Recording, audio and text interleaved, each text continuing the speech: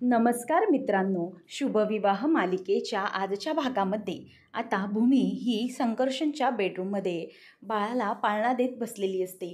त्याच वेळेला मग आता संकर्षण येतो आणि त्याच्या हातामध्ये सगळं पांघरून वगैरे असतं. त्याने भूमीसाठी आणून ठेवलेलं असतं. आता ते हातात घेत तो तिला सांगतो की उद्या मला एका महत्त्वाच्या कामानिमित्त अर्जंटली मुंबईला जावं लागतं आहे. त्यामुळे उद्या घराची जबाबदारी तुझ्यावर असणार आहे आणि ओजसची काळजी तुलाच घ्यायची आहे. त्यामुळे चुकूनही त्या सगळ्यात काही चूक झाली नाही पाहिजे. कळालं आहे तुला? असं तो तिला आता सांगतो आणि त्यावरच तो तिला आणखी म्हणतो की आता सध्या घराची सिच्युएशन काय आहे ते तुला चांगलीच माहिती आहे. त्यामुळे त्या सगळ्या गोष्टींचा अंदाज घेऊनच तू व्यवस्थित वाग, असं तो तिला सांगतो. आणि नंतर मग त्याच्या बेडवर त्याच्या जागेवर जाऊन तो झोपतो.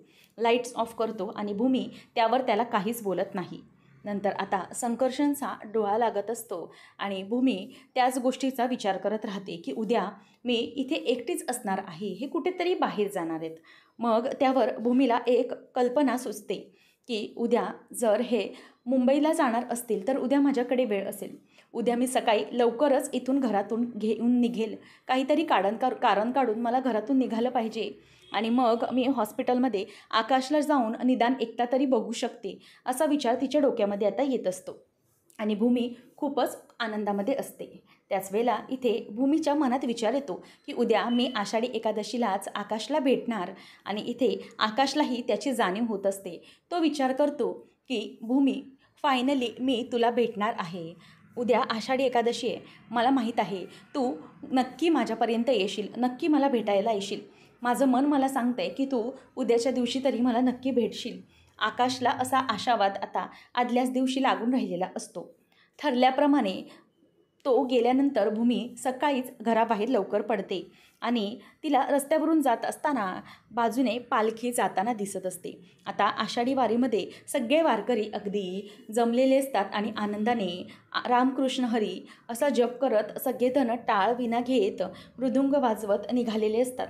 आणि भूमीच्या कानावर ते आवाज पडताच भूमी पटकन त्या दिशेने जाते आणि बाजूलाच तिच्या पायातले चप्पल काढून ती देवाच्या पालखीजवळ जाऊन आशीर्वाद घेते आणि तिच्या मुलीला ती तिकडचा तो टिक्का लावते. त्याचप्रमाणे स्वतःलाही लावून देवाजवळचा जो अंगारा असतो तो आकाशसाठी घेत असते. कारण तो प्रसाद आणि अंगारा भूमीला काही करून आकाशला पोचवून त्याला लवकरात लवकर बरं व्हावं अशी श्रद्धा तिच्या मनात असते. म्हणून आता भूमी हातातच तो प्रसाद आणि तांदूळ घेतलेला असतात आणि तिकडे बाजूलाच एक टी स्टॉल असतो. तिकडून कागद घेऊन त्यामध्ये ती एक पुडी बांधते आणि खूप खुश होते आणि विचार करते की काही करून आकाशपर्यंत मला हा अबीर आणि हा प्रसाद पोचवायलाच हवा. आकाशला देवाचा आशीर्वाद हा मिळालाच पाहिजे, असं म्हणून भूमी आता आनंदात असते आणि ती लगबगीने हॉस्पिटलकडे यायला निघते. भूमी आता आतमध्ये हॉस्पिटलमध्ये येते. आजूबाजूला सगळीकडे बघते की कोणी तिला दिसत तर नाही आहे ना, कोणी किंवा तिला बघणार नाही याचाच अंदाजा ती घेते आणि ती हॉस्पिटलमध्ये आता प्रवेश करते. तेवढ्यातच इथे आकाशला भूमी जवळ आल्याचं जाणवतं. आकाश हा पटकन डोळे उघडतो. भूमी भूमी असं बोलायला लागतो. रागिनी येते आणि म्हणते की अरे आकाश, काय झालं? तू असा दचकून का उठलास? अचानक काय झालं आहे तुला? तेव्हा तो म्हणतो की आत्या भूमी, इथे भूमी आली आहे. तेव्हा मग ती म्हणते की अरे आकाश, कसं शक्य आहे ते? भूमी इथे कशी येईल? तेव्हा मग तो म्हणतो की नाही आत्या, प्लीज एकदा बघ ना बाहेर. भूमी आली आहे, मला खरंच असं वाटतंय. माझं मन मला सांगते की भूमी आली आहे. तेव्हा रागिनी म्हणते की अरे नाही रे आकाश, भूमी इथे कशी येईल? एकतर तिचा कॉल पण लागत नाही आहे, मग ती इथे कशी पोचेल बरं? तेव्हा तू जरा शांत हो, प्लीज शांत हो, असं आकाशला ती आता ओरडते आणि तिथे शांत बसायला सांगते. परंतु आकाश आता त्या काचेमधून बाहेर बघत असतो. तिथे भूमी नसते. म्हणून तो प्लीज जरा शांत होऊन जातो आणि तिला रागिनीने सांगितल्यामुळे तो आता थोड्या वेळासाठी का होईना परंतु गप्प झालेला असतो. त्यानंतर आता इथे भूमी ही तोंडावर पदर घेऊन आजूबाजूने सगळ्यांपासून लपत लपत तिथे ICUच्या जवळ येत असते आणि रागिनीचं लक्ष हे घड्याळाकडे असतं की कधी कोणी येते आणि कधी इथून मला बाहेर पडता येते. अथर्व मानस ही कारण बाहेर असतात. नंतर आता रामकृष्ण हरी विठ्ठलाची पालखी ही चालत असते. भूमी ही विठ्ठलाचा आशीर्वाद घेऊनच त्याला भेटण्यासाठी म्हणून घराबाहेर पडलेली असते. आणि त्याच वेळेला आता आकाश म्हणतो की आत्या, अगं मला खरंच असं वाटतंय, मला जाणवते की भूमी आली आहे. प्लीज तेव्हा मग ती म्हणते की हे बघ आकाश, असं काही नाही आहे. जर भूमी इथे असली असती तरी ती तुला भेटायला आली नसती का ती? असं काय करतोयस तू आकाश? खरंच भूमी नाही आली आहे इथे. आता आकाश थोडासा शांत होतो आणि विचार करतो की काय होतं आहे माझ्या मनाचं? असं का वाटतं आहे मला की माझी भूमी ही इथेच जवळपास आहे म्हणून? तेव्हा आता भूमी ही आकाशला बघण्यासाठी ICU जवळ येत असते. तर तिथे बाजूला तिथेच वेटिंग एरियामध्ये पौर्णिमा बसलेली असते. म्हणून भूमी विचार करते की ही पौर्णिमा आता इथेच आहे. पुढे हिला समोर असताना मला जाता येणार नाही. आणि म्हणूनच मग आता तिथेच भूमी जरा वेळ वाट बघते की पौर्णिमा इथून निसटेल, मग मी पुढे जाऊ शकते. त्याच वेळेला आता आकाश हा पुन्हा उठून बसतो आणि म्हणतो की नाही नाही आत्या, मला खरंच भूमीच्या बाबतीत जे जाणवतं ते खरं असतं आणि तेच खरं घडतं. प्लीज मला एकदा बघू दे. तेव्हा मग तिथून सिस्टर येते आणि म्हणते की एक मिनिट प्लीज, तुम्ही असे इथून उठू नका. तुम्हाला सगळं लावलेलं आहे, सलाईन वगैरे, प्लीज उठू नका. तेव्हा तो म्हणतो की प्लीज मला जरा एकदा बाहेर जाऊ दे ना. तेव्हा सिस्टर म्हणते की नाही, अजिबात बाहेर जाऊ देणार नाही. नाहीतर मी आता डॉक्टरांना सांगेन आणि तुम्हाला ते इंजेक्शन देतील, मग तुम्हाला झोप लागेल. तुम्हाला ते हवं आहे का? तेव्हा मग आकाश सिस्टरने असं बोलल्याबरोबर गपचूप बसतो आणि तिथेच राहतो. रागिनी मात्र अगदी आनंदामध्ये विचार करत असते की इथे भूमी काही येणार नाही आहे, हा उगाच वेड्यासारखा बडबडतोय. तर पौर्णिमा मोबाईलमध्ये रील बघत बसलेली असते. आता भूमी विठ्ठलाचा धावा करत म्हणते की विठ्ठला, प्लीज लवकर पौर्णिमा इथून काहीतरी कारण काढून निघू दे. मग मला पटकन ICU जवळ जाऊन आकाशला निदान बाहेरून बघता तरी येईल. असा विचार ती करत असतानाच तिथून आता विठ्ठलही तिचं ऐकतो आणि पौर्णिमा काही कारणासाठी तिला फोन येतो म्हणून जरा बाजूला निघून जाते. आणि तिथून पौर्णिमा गेल्याबरोबर लगेच भूमी आजूबाजूला बघून आकाशच्या दरवाजाजवळ म्हणजेच ICUच्या दरवाजाजवळ पोहोचते आणि पटकन मागे लपते, कारण तिथे रागिनी असतेच. आता आकाश हा काही ऐकायला तयार नसतो. तो सारखा सारखा रागिनीबरोबर वाद घालत असतो की प्लीज प्लीज मला एकदा बाहेर जाऊन बघू दे, मला वाटतं की तिथे भूमी आहे. आकाश हा तिला बोलत असतो, परंतु रागिनी काही त्याला उठून देत नसते. शिवाय सिस्टरही तिच्याबरोबरच असते. म्हणून मग दोघीही त्याला कसं बसं थांबवत असतात की प्लीज असं करू नका, नाहीतर मग डॉक्टरांना तुम्हाला इंजेक्शन वगैरे द्यावं लागेल. आता आकाश तिथेच गप्प बसतो आणि भूमीला भेटण्याची तळमळ ही त्याची खूप असते आणि हे सगळं भूमी देखील बघत असते. आणि आकाशला अशा अवस्थेत पाहून भूमीला आणखीन वाईट वाटत असतं. परंतु आकाश तिच्या नजरेस दिसला आहे आणि तो अगदी सुखरूप आहे हे पाहून अगदी भूमीच्या डोळ्यांचं पारणं फिटलेलं असतं आणि ती विठ्ठलाला नमस्कार करते की देवा, तू माझं ऐकलंस. आई योगेश्वरी, तू माझ्या हाकेला धावलीस. माझा आकाश अगदी सुखरूप आहे हे पाहून मला खरंच खूप आनंद झाला आहे, असं मनातूनच ती स्वतःला म्हणत असते. आणि ती त्याला पाहून पटकन थोडीशी बाजूला होते. तर इथे संकर्षण हा मुंबईला गेलेलाच नसतो. संकर्षण हा हॉस्पिटलमध्येच असतो आणि मग हॉस्पिटलमध्ये व्हिजिटसाठी तो येतच असतो. आणि तेवढ्यातच भूमी ही पटकन एका ठिकाणी दरवाजाजवळ लपते. संकर्षण हा येता त्याला कोणीतरी त्या दरवाजाच्या बाजूला लपलंय असा भास होतो आणि म्हणूनच तो तिथे बघायला जातो. तर भूमी आणखीनच मागे होते आणि तिने पिल्लूला अगदी उराशी कवटाळून घेतलेलं असतं आणि तिथे ती लपलेली असते. जराही आवाज झाला तरी संकर्षणला समजणार हे तिला माहीत असतं. म्हणून ती अगदी स्वतःचं तोंड वगैरे तिच्या पदराने बांधून घेत असते आणि संकर्षण भूमीकडे यायलाच बघत असतो. त्या दिशेनेच तो येणार, तेवढ्यातच त्याला तिथून आवाज येतो, रामकृष्ण हरी माऊली, असं म्हणून. आता तो जोरात विठ्ठल म्हणजेच विठ्ठल रुक्मिणीचा अवतार जणू आजी आजोबा तिथे त्याला आवाज देतात. त्याच वेळेला मग आता तो म्हणतो की काय झालं? मग ते म्हणतात की रामकृष्ण हरी माऊली, हा घ्या विठ्ठलाचा प्रसाद. तेव्हा मग ते त्याला प्रसाद देत असतानाच तो म्हणतो की नाही, मला हा प्रसाद नको आहे, कारण देव कोणाचंही भलं करतं असा माझा त्याच्या हेतूवर आता विश्वासच नाही आहे.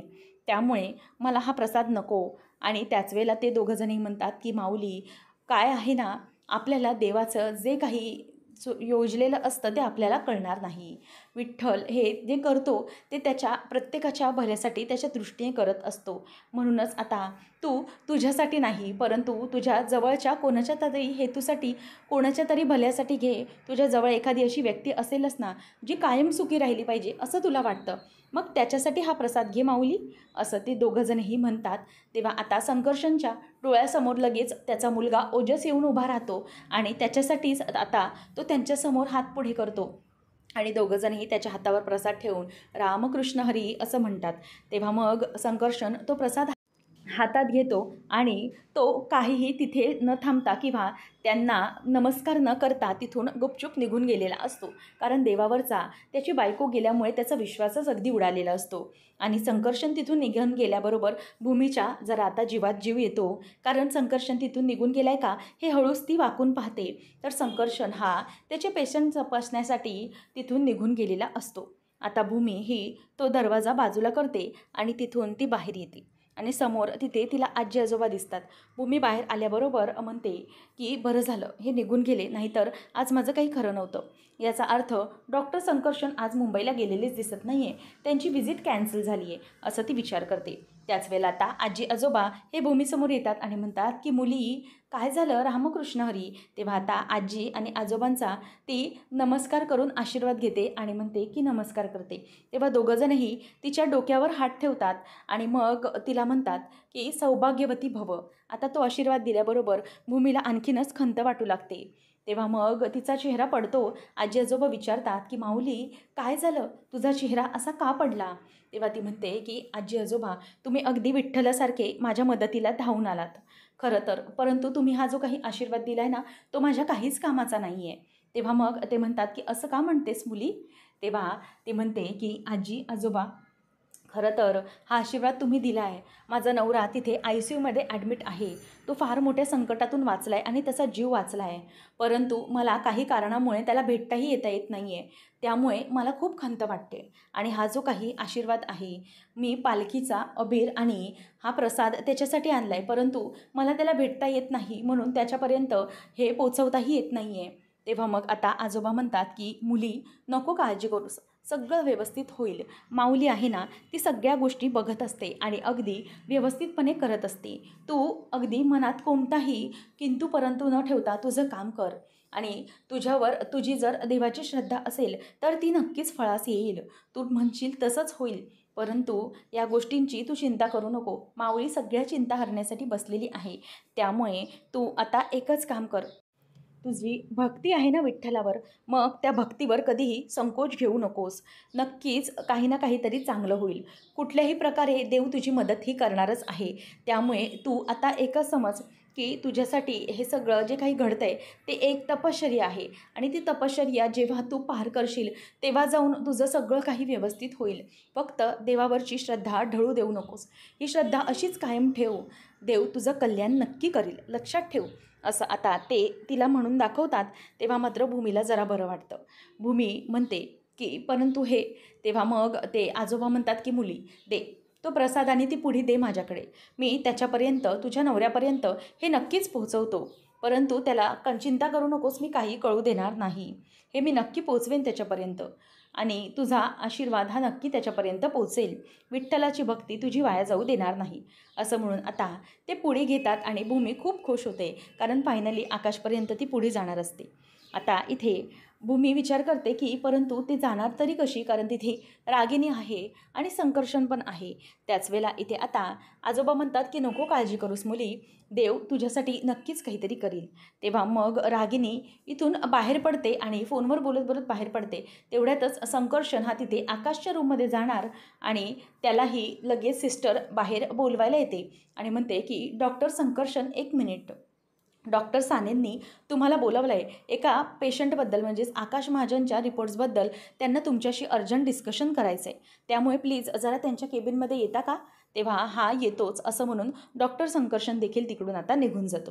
आता सिस्टरनेही संकर्षणला बोलावलेलं असतं आणि रागिनी ती पण फोनवर बोलता बोलता नेटवर्क नसतं म्हणून ICUमध्ये बाहेर पडून तिथून निघून जाते. आता आकाशचा दरवाजा हा पूर्णपणे मोकळा असतो. पौर्णिमा पण तिथे नसतेच.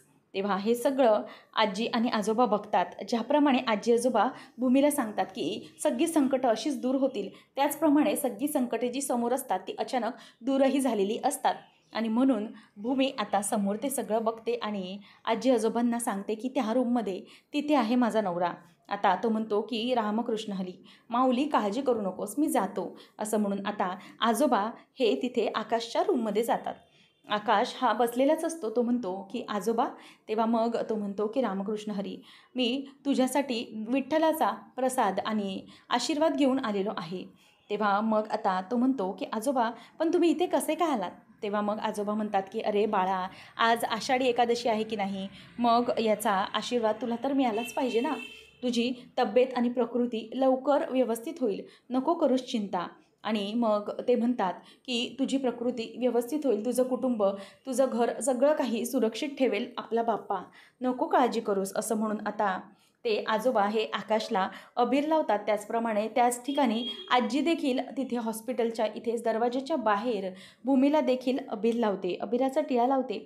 आणि नंतर मग जे छोटं पिल्लू असतं, म्हणजेच आपली छोटीशी क्षितिजा, तिला देखील आजी देवाचा आशीर्वाद देऊन रामकृष्ण हनी म्हणून तो टिळा लावते. आणि अशा प्रकारे इथे आजी आणि आजोबा म्हणजेच साक्षात विठ्ठल आणि रुक्मिणीचे आशीर्वाद आपल्या दरवर्षीप्रमाणे आकाश आणि भूमीला मिळालेले असतात.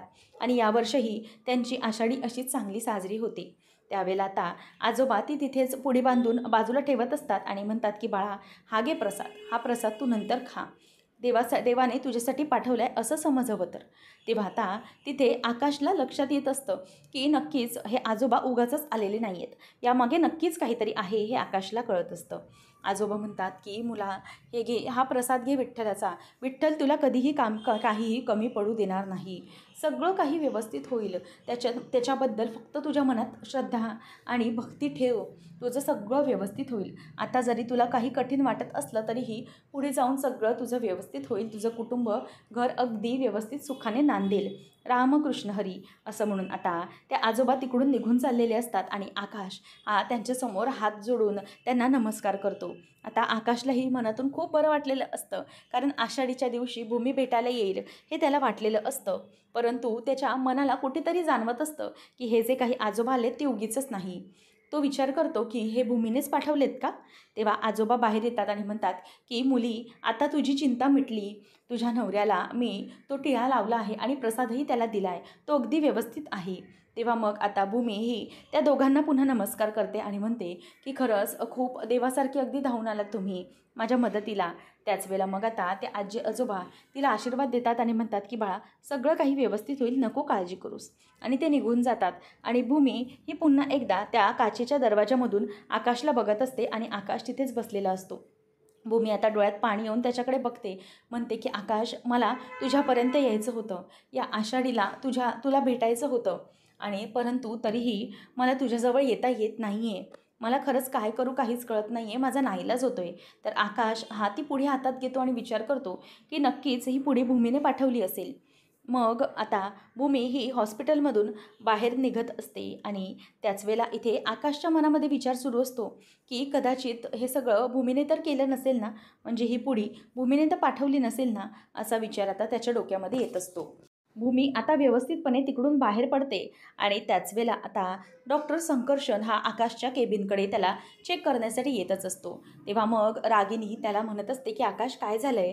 तेव्हा मग तो म्हणतो की आत्या, मला खरंच असं वाटतंय की भूमी ना इथे आहे, मला असं जाणवतंय की भूमी इथे माझ्या आसपासच आहे, ती कुठेतरी आहे, परंतु ती माझ्या समोर येत नाही आहे, असं आकाश आता आत्याला म्हणत असतो. परंतु रागिनी त्याला समजावते की अरे आकाश बाळा, जर भूमी इथे असती तर ती इथे आलीच असते ना, ती अशी कुठे गेली असती निघून, असा विचार आता ती करत असते. आणि त्यालाही ती तेच समजावून सांगत असते.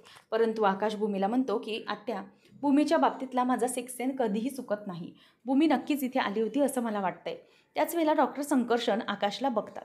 आणि मग भूमी ही त्यांच्यासमोर हात जोडलेली आठवते की प्लीज डॉक्टर, काहीही करा, परंतु काहीही करून माझ्या नवऱ्याचा जीव तुम्ही वाचवा, मी त्या बदल्यात काहीही द्यायला तयार आहे, प्लीज माझ्या नवऱ्याचा जीव वाचवा, कारण माझा आकाशने काहीच केलेलं नाही आहे, माझ्या आकाशमध्येच माझा जीव आहे, प्लीज वाचवा, असं हे वाक्य त्याला आठवतं. आणि तो रागानेच आकाशजवळ बघतो. तेव्हा आता आकाशजवळ डॉक्टर संकर्षण येताच आकाशही अगदी ब्लँक झालेला असतो, कारण आकाशला माहीत नसतं की यांनीच त्याची ट्रीटमेंट केली आहे. तेव्हा मग आता रागिनीकडे अगदी आकाश बघायलाच लागतो प्रश्नार्थक नजरेने की हे कोण. मग डॉक्टर संकर्षण म्हणतो की तू आकाश. तेव्हा मग तो म्हणतो की हो. मग डॉक्टर म्हणतात की तू का केलंस हे सगळं, कशासाठी केलंस हे सगळं. तेव्हा मग आकाश म्हणतो की डॉक्टर, काय झालं आहे मला खरंच कळत नाही आहे, म्हणजे मी तुम्हाला ओळखलेलं नाही आहे. तेव्हा मग आता त्यावर तो म्हणतो की मी डॉक्टर संकर्षण अधिकारी, आणि तुझं ऑपरेशन मीच केलं आहे, मीच तुला वाचवलेलं आहे.